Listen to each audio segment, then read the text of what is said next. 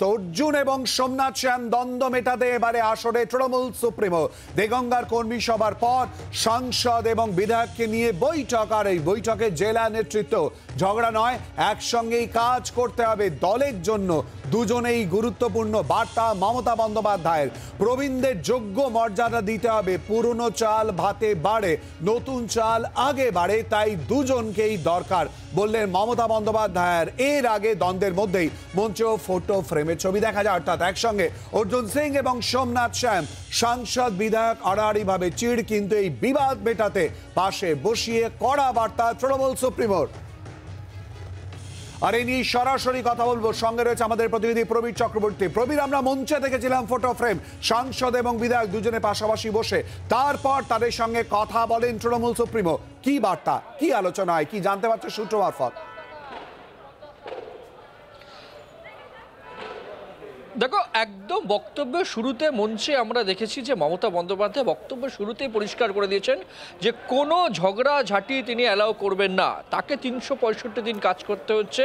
কিছু কিছু লোকাল লিডারের জন্য সমস্যা তৈরি হচ্ছে, যারা নিজেদেরকে বড় নেতা মনে করছেন। কোনো যে ঝগড়াঝাটি অ্যালাউ করা হবে না, মমতা বন্দ্যোপাধ্যায় শুরুতে বুঝিয়ে দিয়েছেন। এবং দেখা গেল যে একদম সভা শেষে তিনি কিন্তু মঞ্চের পেছনে যে ঘর করা হয়েছিল সেখানে কিন্তু তিনি সবাইকে, জেলা নেতৃত্বকে নিয়ে তিনি বৈঠকে বসলেন। মিনিট 10 থেকে 15 মিনিট সেখানে বৈঠক করলেন এবং সেখানে অর্জুন সিং, সোমনাথ শ্যাম তারাও ছিলেন। কাউকে নাম না করে সেখানেও যেটা জানা যাচ্ছে যে মমতা বন্দ্যোপাধ্যায় একদম পরিষ্কার হুঁশিয়ারি দিয়েছেন যে কোনো ঝগড়া নয়, একসঙ্গে বসে কাজ করতে হবে, একসাথে কাজ করতে হবে, ভালোভাবে কাজ করতে হবে। এবং তুমি দেখেছো যে জেলার কোর কমিটি মমতা বন্দ্যোপাধ্যায় একটা গঠন করে দিয়েছিলেন। আজকে কিন্তু সেই কোর কমিটির সদস্য সংখ্যা আরও বাড়িয়ে দিলেন। এর আগে মমতা বন্দ্যোপাধ্যায় বলেছিলেন 15 দিন পর পর বসতে হবে, আজকে বলেছেন 7 দিন বা 10 দিন পর পর বসতে হবে বৈঠকে, এবং পুরো রিপোর্ট, প্রতিটি রিপোর্ট যেন তার কাছে যায়। সুতরাং বুঝতেই পারছো যে গোষ্ঠীদ্বন্দ্ব বন্ধ করে লোকসভা নির্বাচনে দলকে একত্রিত করে, শুধু একত্রিত নয়, নবীন এবং প্রবীণ যারা পুরনো সদস্য তাদেরকেও গুরুত্ব দিতে হবে, যারা নতুন তারাও গুরুত্ব পাবে। পুরনো অর্থাৎ নবীন প্রবীণ একসাথে বসে দ্বন্দ্ব মিটিয়ে, গোষ্ঠী কোন্দল মিটিয়ে লোকসভা নির্বাচনে মাঠে নামানোই হচ্ছে তৃণমূল কংগ্রেস নেত্রীর কাছে সবচেয়ে বড় চ্যালেঞ্জ। সেই বার্তাই আজকে একদম প্রথম কর্মী সম্মেলন থেকে দিয়ে গেলেন মমতা বন্দ্যোপাধ্যায়। লক্ষ্য অর্জুন সিং আর সোমনাথ শ্যাম হলেও এই জেলার ক্ষেত্রে সার্বিকভাবে পুরো রাজ্যের ক্ষেত্রে তৃণমূল কংগ্রেস নেতা কর্মীদের মমতা বন্দ্যোপাধ্যায় কার্যত পরিষ্কার বার্তা দিলেন যে কোনো ঝগড়াঝাটি কিন্তু তিনি মেনে নেবেন না। শিলাদিত্য, প্রবীর আমাদের সঙ্গে থাকো, প্রবীরের সঙ্গে আবারও কথা বলবো। প্রবীর যে কথা জানিয়ে দিল, অর্থাৎ অর্জুন সিং এবং সোমনাথ শ্যাম দ্বন্দ্ব মেটাতে এবারে আসরে তৃণমূল নেত্রী। দেগঙ্গার কর্মী সভার পর সাংসদ বিধায়কদের নিয়ে এই বৈঠক, আর বৈঠকে জেলার নেতৃত্ব উপস্থিত। অর্জুন সিং বা সোমনাথ শ্যামের কোনো বক্তব্য কি আলোচনায় উঠে এসেছিল প্রবীর?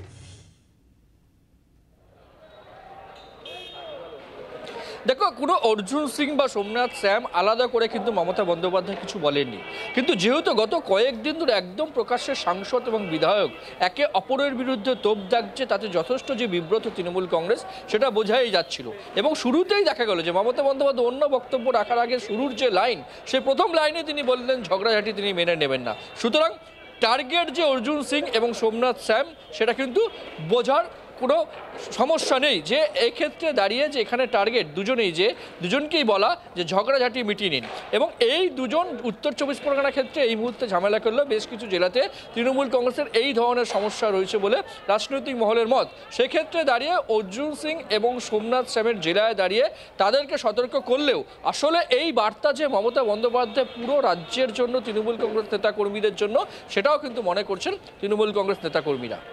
প্রবীর আমাদের সঙ্গে থাকো।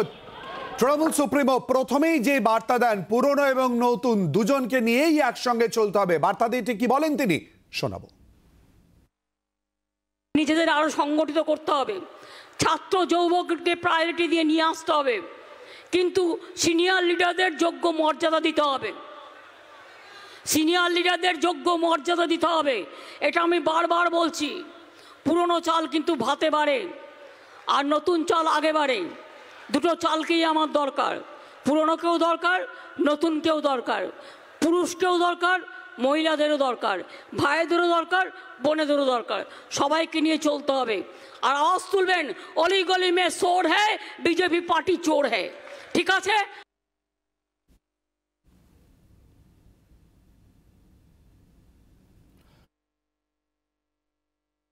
বিভিন্ন জেলা সংগঠনকে মজবুত করতে এবারে core committee Mamata Bandyopadhyay, chairman Nirmal Ghosh Dumdum, Basirhat দেখবেন সুজিত বসু, পার্থ ভৌমিক দেখবেন ব্যারাকপুর, বারাসাতে রথিন, বনগাঁ নারায়ণ এবং লোকসভা কেন্দ্র ধরে দায়িত্বভাগ।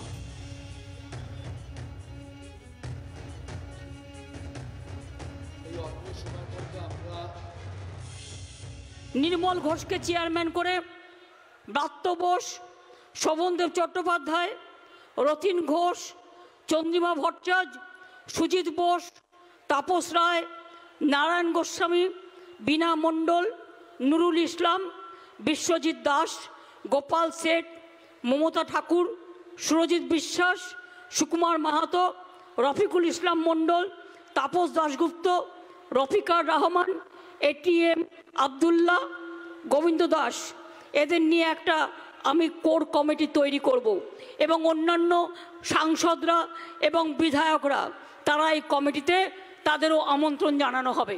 প্রতি 10 দিন অন্তর এই কমিটিতে তাদের রিপোর্ট পেশ করতে হবে এবং আমি 3-4 জনকে যুক্ত আহ্বায়ক করছি, তারা এই কাজটা নিজের নজর রেখে আমাকে রিপোর্টিং করবে।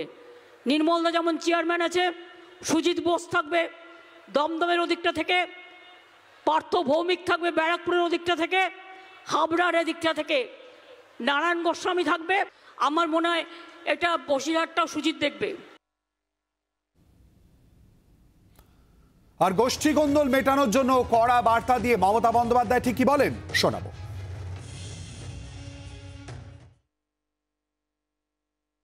যদি কেউ এখনো দুঃখ করে ঘরে বসে থাকেন লোকাল ঝগড়ার জন্য, তাকে ডেকে নিয়ে আসুন। আমি কোনো ঝগড়া অ্যালাউ করব না। আমাকে 365 দিন কাজ করে যেতে হয় মানুষের জন্য।